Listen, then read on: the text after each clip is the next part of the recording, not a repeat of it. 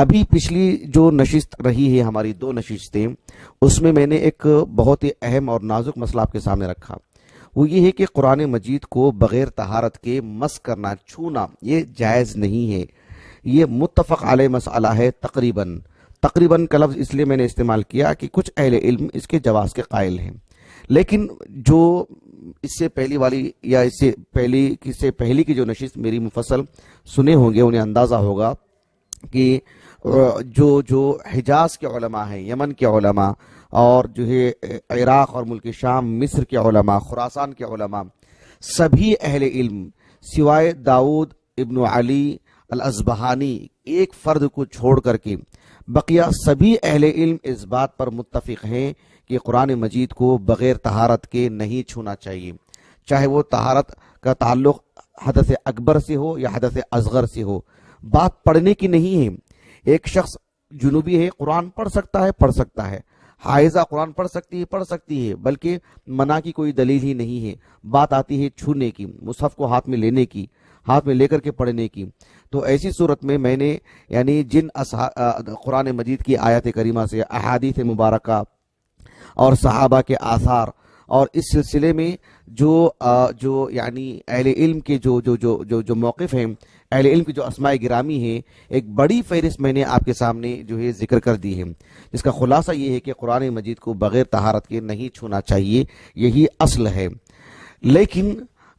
کچھ اہل علم سے یہ بات ہمیں ملتی ہے کہ انہوں نے قرآن مجید کو بغیر طہارت کے چھونے کی اجازت دی ہے، لیکن براہ راست نہیں، یعنی غلاف کے ذریعے سے، ہاتھ میں کوئی کپڑا ہو وغیرہ، یعنی کسی سہارے سے براہ راست قرآن مجید کو چھونے سے انہوں نے بھی منع کیا ہے، لیکن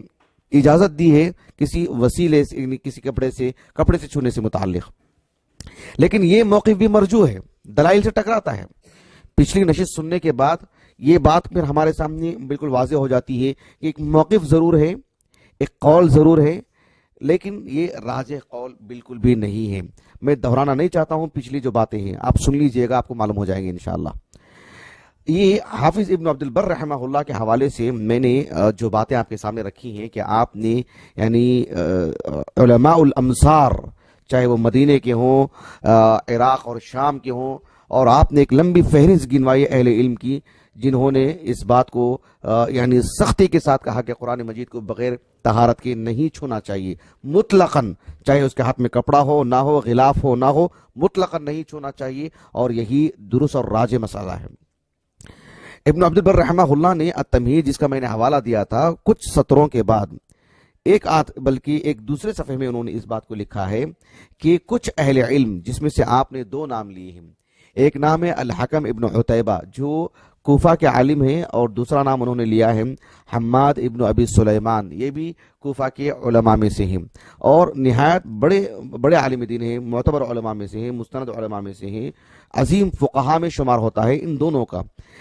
کا آپ نے نام لیا اور کہا کہ جو ہے انہوں نے قرآن مجید کو بغیر طہارت کے چھونے کی جواز کی بات کہی ہے، لیکن مطلقاً نہیں کہی ہے۔ یعنی ابن عبد البر رحمہ اللہ نے جو بات لکھی ہے، ان کی طرف جو انتساب کیا ہے، اس میں ایسے معلوم ہوتا ہے گویا کہ مطلقاً، لیکن مطلقاً نہیں کہا انہوں نے مقید، یعنی کسی کپڑے کے ذریعے سے، غلاف کے ذریعے سے چھونے کی جواز کی بات کہی ہے۔ ابو بکر النیسابوری رحمہ اللہ، ابن المنذر النیسابوری رحمہ اللہ، بہت معروف اور جید عالم دین ہے، 318 ہجری سے وفات ہے ان کی ایک کتاب ہے الاوسط، فقہی اعتبار سے ایک موسوعہ ہے، یہ بہت عظیم کتاب ہے الاوسط جو آپ کی کتاب ہے۔ اس میں قرآن طہارت کے مسائل کے ضمن میں قرآن مجید کو بغیر طہارت کے چھونا،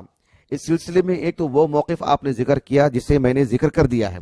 کہ اہل علم کا یہی تقریباً متفق علیہ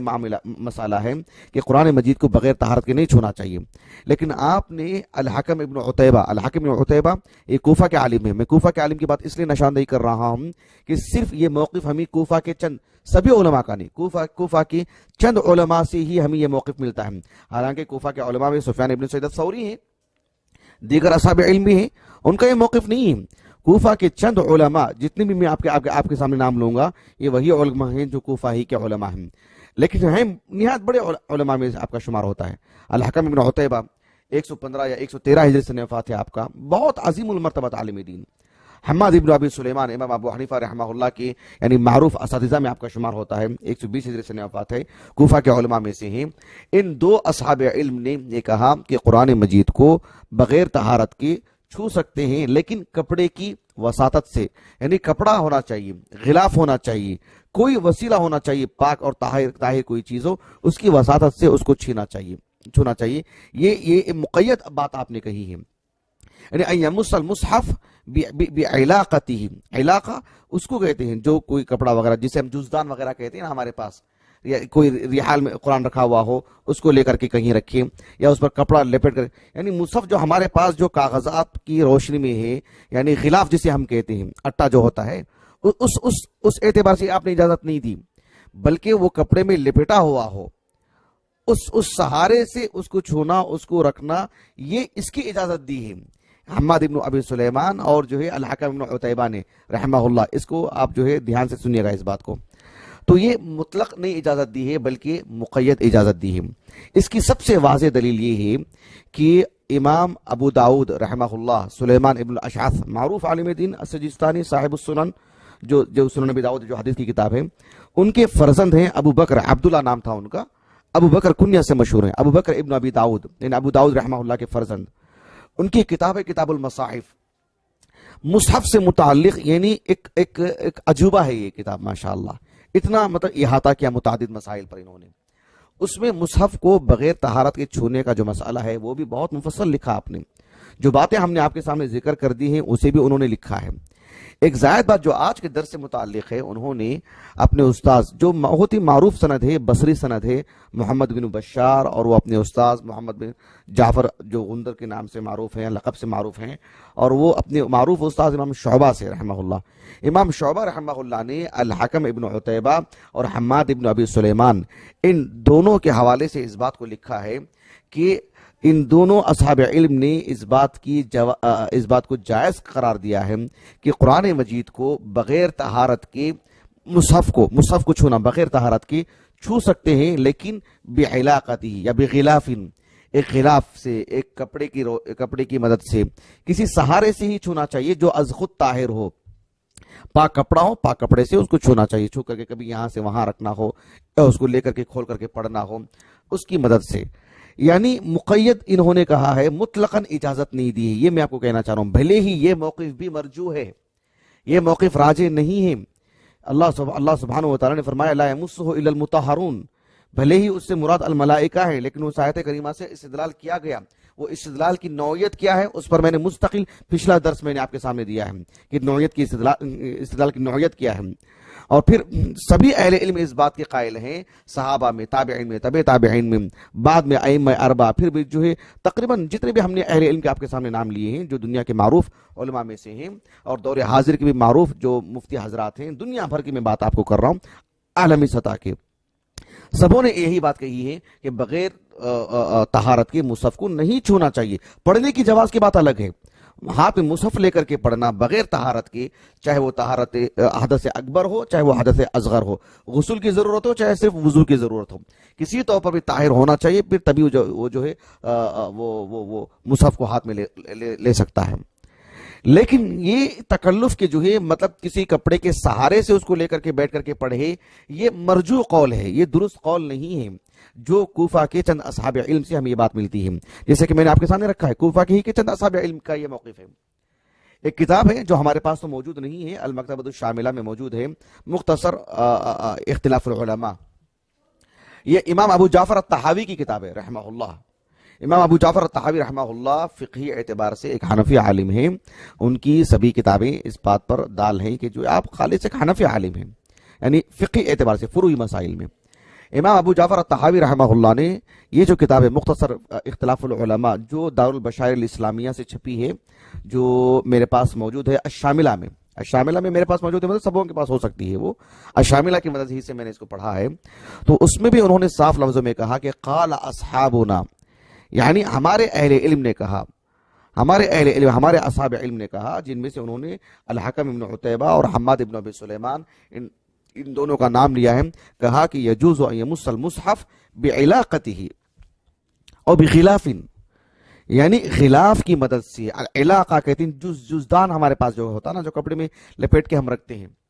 وہ مراد ہے۔ کہا کہ اس کی مدد سے مصحف کو لینا، چھونا اور اس کو کھول کر کے پڑھنا، اس کے جواز کے قائل ہیں۔ یہ احناف کا خاص موقف ہے، جو کوفہ کے چند اصحاب علم کا یہ موقف ہے۔ امام ابو حنیفہ کا یہ موقف نہیں ہے، امام ابو حنیفہ کا یہ موقف نہیں ہے، کوفہ کے چند اصحاب علم کا، اور پھر بعد میں احناف کا یہی موقف ہے۔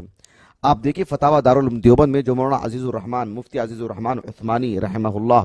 انہوں نے بھی ان سے حائضہ سے متعلق سوال نہیں آیا تھا، ایک جنوبی شخص کیا قرآن مجید کو کسی کپڑے کے آڑ میں مصحف کو چھو سکتا ہے، قرآن کو چھو سکتا ہے، لے سکتا ہے اپنے ہاتھ میں؟ تو آپ نے جواز ہی کی بات کہی ہے۔ تو یہ موقف کسی طور پر بھی درست نہیں ہے، جو باتیں ہم نے آپ کے سامنے پچھلی نشستوں میں رکھی ہیں، اس کے بعد یہ موقف مرجو موقف ہے۔ بس میں آپ کے سامنے ذکر کر رہا ہوں کہ یہ اصحاب علم نے اس کو مقید ذکر کیا ہے، مطلقاً بھی جواز کی بات نہیں کہی ہے۔ حتیٰ کہ آپ دیکھیے امام بخاری رحمہ اللہ اپنے الجامع الصحیح کی کتاب الحیض میں، جس کا ذکر میں نے پچھلی نشست، یعنی اس سے پہلی والی جو نشست ہے اس میں نے ذکر کیا تھا، کہ جو ایک باب قائم کیا امام بخاری نے رحمہ اللہ، کہ باب قراءۃ الرجل وہو فی حجر امرأتہ وہی حائض، کہ ایک شخص اپنی بیوی کے گود میں اپنا سر رکھ کر کے قرآن کی تلاوت کر سکتا ہے کیا؟ اور اس حالت میں جبکہ اس کی بیوی حائضہ ہو، کر سکتا ہے؟ ہاں کر سکتا ہے۔ اس کی جواز کی بات امام بخاری نے کی رحمہ اللہ، لیکن ایک معلق آپ نے قول بھی نقل کیا ہے ابو وائل رحمہ اللہ سے متعلق۔ امام ابو وائل رحمہ اللہ شقیق ابن سلمہ کبار تابعین میں سے ہیں، ان کے موالی میں سے ایک صاحب ہیں ابو رزین مسعود ابن مالک، بہت عظیم فقیہ ہیں ابو رزین رحمہ اللہ، علی بن ابی طالب رضی اللہ عنہ کے تلامذہ میں بھی ان کا شمار ہوتا ہے۔ ابو رزین الاسدی رحمہ اللہ، ان کے پاس جو ہے ابو وائل رحمہ اللہ اپنی خادمہ کو بھیجتے تھے، یعنی ابو وائل شقیق ابن سلمہ کبار تابعین میں سے ہیں اور بہت بڑے عالم دین ہیں، وہ اپنی خادمہ کو ابو رزین رحمہ اللہ، وہ خود بھی ایک فقیہ ہیں، ان کے پاس بھیجتے تھے کہ جائیں اور جا کر کے مصحف لے کر کے آئیں۔ تو جو الفاظ ہیں کہ فتاتی بالمصحف، وہ مصحف ان کے پاس سے لاتی تھی، فتاتی المصحف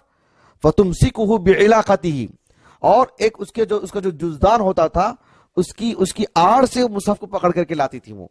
یعنی یوں ہی نہیں لاتی تھی، حائضہ، سمجھ رہے ہیں آپ؟ یعنی یرسل خادمہ وہی حائض، خادم کا لفظ جو ہے عربی زبان میں تذکیر و تانیث ہر دو کے لیے استعمال ہوتا ہے۔ یرسل خادمہ وہی حائض، وہ حائضہ ہوتی اور پھر بھی وہ بھیجتے تھے کہ جائیں، جا کے وہاں سے مصحف لے کر کے آئیں۔ تو فتاتیہ بالمصحف، وہ مصحف لے کر کے آتی تھی، فتمسکہ بعلاقتہ، یہ صحیح بخاری کے الفاظ ہیں، اور ابو بکر بن ابی شیبہ رحمہ اللہ نے اس کو موصولا لائے ہیں، جیسا کہ ابن حجر نے فتح الباری میں بھی ذکر کیا ہے، اور اس کی سند کو صحیح قرار دیا ہے ابن حجر نے رحمہ اللہ۔ کہنے کا مطلب یہ ہے کہ ابو وائل رحمہ اللہ یہ بھی من علماء الکوفہ، ابو رزین یہ بھی من علماء الکوفہ، یہ سب کوفہ کے علماء میں سے ہیں۔ الحکم ابن عتیبہ اور حماد ابن ابی سلیمان تو ان کے بعد کے ہیں، ابو وائل تو ان سے پہلے کے ہیں، ابو وائل شقیق ابن سلمہ اور ابو رزین تو ان سے پہلے کے ہیں، اور حکم ابن عتیبہ، حماد ابن ابی سلیمان یہ تو بعد کے علماء ہیں، ابو جعفر الطحاوی رحمہ اللہ تو بہت بعد کے ہیں۔ لیکن یہ کوفہ کے چند اہل علم کا یہ موقف ہے کہ انہوں نے جواز کی جو بات کہی وہ بھی مطلقاً نہیں کہی ہے، بلکہ کسی پاک کپڑے کے سہارے سے مصحف کو لینے کی جواز کی بات کہی ہے۔ یہاں تک بات واضح ہوگی آپ کو؟ تو گویا کہ یہ مطلق انہوں نے جواز کی بات نہیں کہی ہے، مقید کہی ہے۔ اسی لیے ہم یہ کہتے ہیں کہ جو ہے یعنی اہل علم کی جو بڑی جماعت ہے، یعنی 95% سے زائد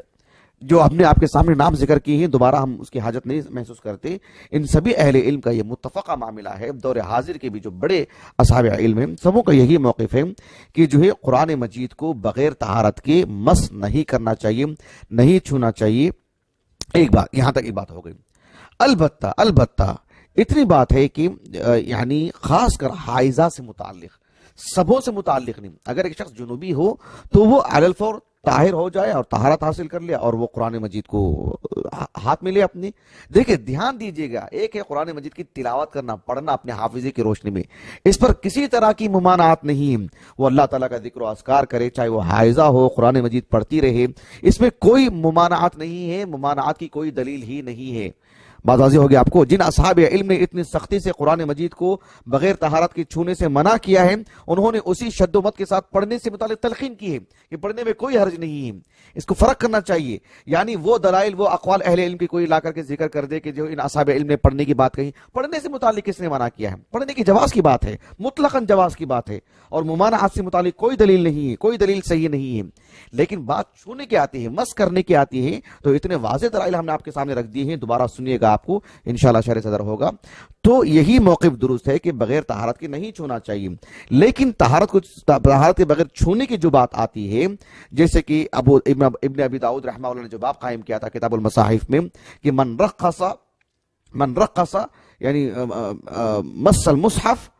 बिगैर वुज़ूइन, ये उन्होंने बाब कायम किया। बगैर तहारत के, बगैर वुज़ू के मुसहफ को छूने को जिन असहाब इल्म ने जवाज़ की बात कही है, वो मुक़य्यद यानी किसी पाक कपड़े के सहारे से उसको छूना चाहिए।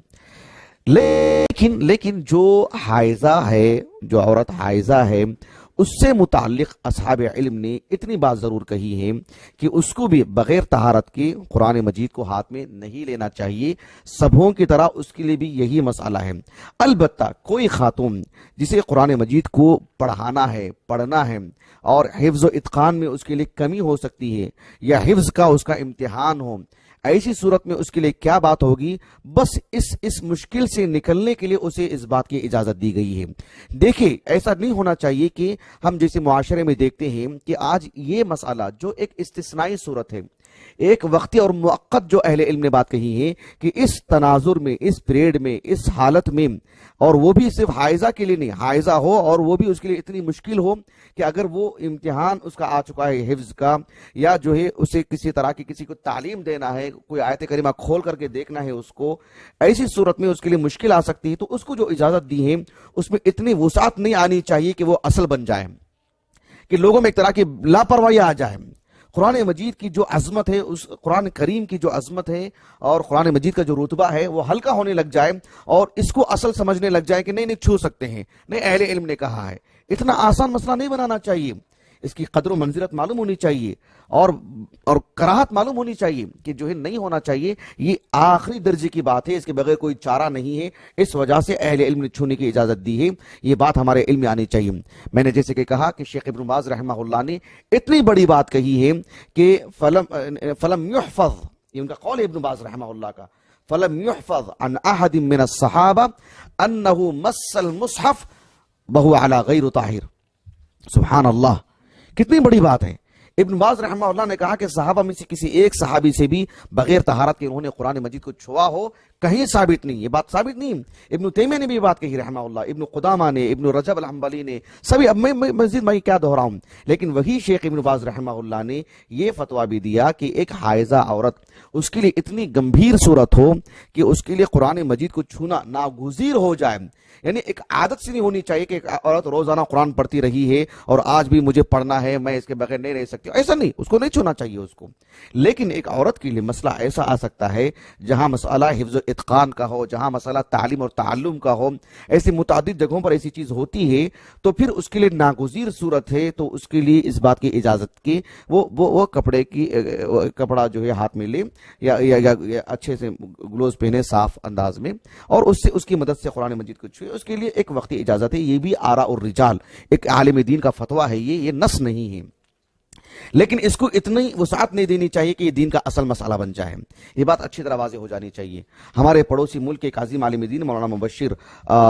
रब्बानी हाफिज़हुल्लाह, उन्होंने भी यही बात कही है कि अहले इल्म के इख्तिलाफात से बचने के लिए हाइजा औरत के लिए भी यही अहवत है, एहतियाती पहलू यही है कि वो हाथ में किसी तौर पर भी कुरान मजीद को ना लें। लेकिन अगर उसको इतनी जरूरत पड़ जाए, लेना लाजमी हो जाए उसके लिए, तो फिर वो ले सकती है, इसलिए कि जो है मतलब इसके लिए वाज़ेह तौर पर उसकी मुमानअत से मुताल्लिक कोई दलील नहीं है। ये बात उन्होंने कही है। बल्कि मैंने देखा कि जो अल-मौसूआ अल-फ़िक़हिया अल-मुयस्सरा जो है ना,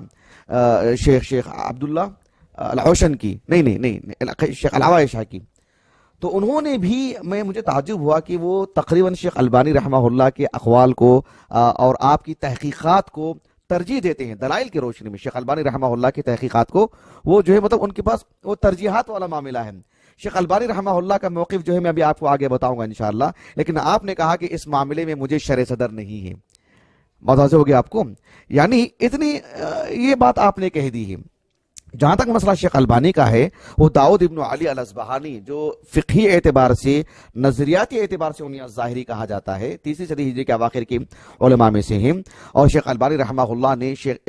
حافظ ابن حزم رحمہ اللہ کے موقف کو بہت ہی تاکیدی طور پر پیش کیا۔ وہ یہ ہے کہ شیخ البانی رحمہ اللہ نے کہا کہ مطلقاً، مقید نہیں، مطلقاً قرآن مجید کو چھو سکتے ہیں، طہارت کا کوئی مسئلہ سرے سے ہے ہی نہیں، یعنی چاہے وہ حدث اکبر ہو چاہے وہ حدث اصغر ہو۔ شیخ البانی رحمہ اللہ کا کہنا کیا ہے؟ شیخ البانی رحمہ اللہ کہتے ہیں کہ وہ جو حدیث مبارکہ ہے، جسے شیخ البانی نے بہت تفصیلی طور پر تحقیقی کام کیا اور تخریج کر کے آپ نے اس حدیث کو صحیح قرار دیا۔ شیخ البانی وہ جو حدیث ہے نا، حدیث ابن عمر، جسے میں نے ذکر کر دیا ہے، اللہ کے رسول نے کہا صلی اللہ علیہ وسلم لا یمس القرآن الا طاہر، کہ طاہر ہی قرآن مجید کو چھو سکتا ہے، نہیں چھو سکتا کوئی قرآن مجید کو سوائے طاہر کے۔ کہ مطلب ایک کتنی تاکیدی بات ہے اس میں۔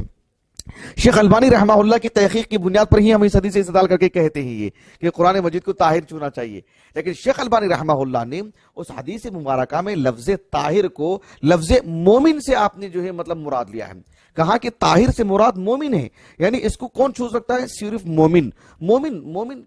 المؤمن لا ینجس، مومن نجس نہیں ہوتا ہے۔ یعنی شیخ البانی رحمہ اللہ نے جو بات کہی ہے، طاہر کے لفظ کو آپ نے مومن سے جو مراد لیا ہے، یہ بہرحال کسی طور پر بھی راجع نہیں ہے ہمارے نزدیک۔ ہمارے نزدیک راجع وہی ہے جو شیخ البانی اور شیخ ابن عثیمین اور ان سے پہلے جن اصحاب علم نے اس بات کو کہی ہے۔ چونکہ میں ایک مقلد نہیں ہوں، اصحاب علم کی تحقیق پڑھ کے میں آپ کے سامنے رکھ رہا ہوں، اس لیے شیخ البانی اور شیخ ابن باز نے جو بات کہی ہے، شیخ ابن باز اور شیخ ابن عثیمین نے جو بات کہی ہے، وہ میں آپ کو سمجھاتا ہوں۔ شیخ البانی نے کہا لا یمس القرآن الا طاہر، کہ الا طاہر سے مراد الا مؤمن، لا یمس القرآن الا مؤمن، صرف مومن چھوئے گا، اور مومن ہے تو گویا کہ مومن طاہر ہے کافر کے مقابل، گویا کہ کافر نجس ہے اور مومن طاہر ہے۔ ایسی صورت میں مومن طاہر ہے تو وہ چاہے وہ حدث اکبر ہو چاہے وہ حدث اصغر ہو چاہے وہ طہارت کے حالت میں ہو، وہ کسی طور پر بھی مومن ہے تو وہی چھوئے گا اس کو۔ یہ اس کا خلاصہ ہے، بات واضح ہو گیا آپ کو؟ شیخ ابن باز رحمہ اللہ نے کہا کہ شریعت میں الاصل فی الطہارۃ المطلقۃ فی العرف الشرعی، شیخ ابن باز رحمہ اللہ نے کہا کہ شریعت میں جب یہ بات کہی جاتی ہے کہ فلاں شخص طاہر ہے، اس کا معنی یہ نہیں ہے کہ وہ مسلمان ہوا ہے، یہ معنی ہے کہ حدث اکبر اور حدث اصغر سے اب وہ طاہر ہوا، یہ معنی اس کا۔ جب شریعت میں طہارت کی بات آتی ہے مطلقاً، بھئی وہ آدمی طاہر ہے، کیا مطلب؟ اب مسلمان ہوا، یہ مطلب ہے اس کا؟ یہ مطلب نہیں، شریعت میں یہی بات ہے۔ تو ایسی صورت میں ابن باز رحمہ اللہ نے کہا کہ کما فہیم اصحاب النبی، یہ بات لکھی ابن باز رحمہ اللہ نے، کما فہیم اصحاب النبی، اللہ کے رسول کے صحابہ نے یہی سمجھا کہ جب لفظ طاہر کا استعمال ہوتا ہے، اس کا مطلب یہ ہے کہ وہ حدث اکبر اور حدث اصغر سے طاہر ہوا ہے، نہ یہ کہ وہ اب کفر سے اسلام کی طرف آیا ہے، یہ معنی نہیں ہے۔ بات واضح ہو گیا آپ کو؟ ایک چیز شیخ ابن عثیمین رحمہ اللہ نے کہا، آپ علیہ السلام کی احادیث کو سامنے رکھنے سے یہ بات معلوم ہوتی ہے کہ آپ علیہ السلام کفر کے مقابلے میں لفظ مومن ہی استعمال فرماتے ہیں۔ لفظ مومن کو بتانے کے لیے طاہر کا لفظ استعمال نہیں کرتے ہیں اللہ کے رسول صلی اللہ علیہ وسلم۔ یعنی یہ آپ کے عادات یا آپ کے اقوال سے یہ بات نہیں معلوم ہوتی ہے کہ آپ نے کسی بات کو بتانے کے لیے مومن کے بجائے طاہر کا لفظ استعمال کیا ہو۔ آپ نے طاہر کا لفظ استعمال کرنا خود اس بات کی دلیل ہے کہ اس کا تعلق حدث اکبر حدث اصغر سے ہے، جسمانی طہارت سے ہے، عقدی طہارت سے اس کا تعلق نہیں ہے، یہ مقصود ہے۔ بات واضح ہو گئی؟ شیخ ابن باز نے کہا رحمہ اللہ، میں بھی پہلے میرا رجحان وہی تھا، لیکن مزید تحقیق کے بعد مجھے بات معلوم ہوئی کہ لفظ طاہر اس بات پر دلالت کرتا ہے کہ اس کا تعلق ہی حدث اکبر حدث اصغر سے ہے، اعتقادات سے اس کا تعلق نہیں ہے۔ بات واضح ہو گیا آپ کو یہ چیز؟ اب چونکہ شیخ البانی رحمہ اللہ نے کہا کہ حدیث میں مومن کے بجائے طاہر کا لفظ آیا ہے بس، اور اس کے علاوہ ممانعت کی کوئی دلیل نہیں ہے، تو الاصل البراء، یعنی البراء، بات واضح ہوگا آپ کو، البراء الاصلیہ،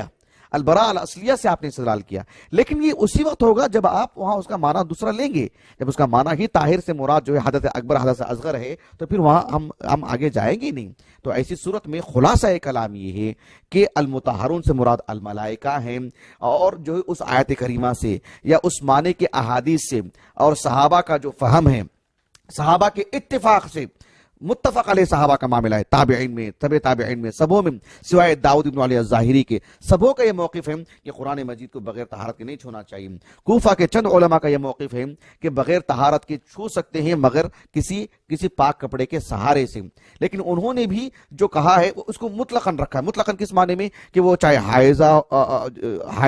उसको जो है ज़रूरत पड़ती हो कुरान पढ़ने की, ना पड़ती हो, इम्तिहान हो ना हो, किसी भी सूरत में, ऐसा तो नहीं है। इस सिलसिले में यही सही मौक़िफ़ है कि सबों के लिए बहैसियत मुसलमान बगैर तहारत के मुसहफ को नहीं छुएगा। उसके दिल में वो हैबत होनी चाहिए, वो अजमत होनी चाहिए, उसका एहतिमाम होना चाहिए। बस हाइजा के लिए, चूंकि उसकी मुद्दत लंबी हो जाती है, और अगर उसके लिए कोई गंभीर मसला हो,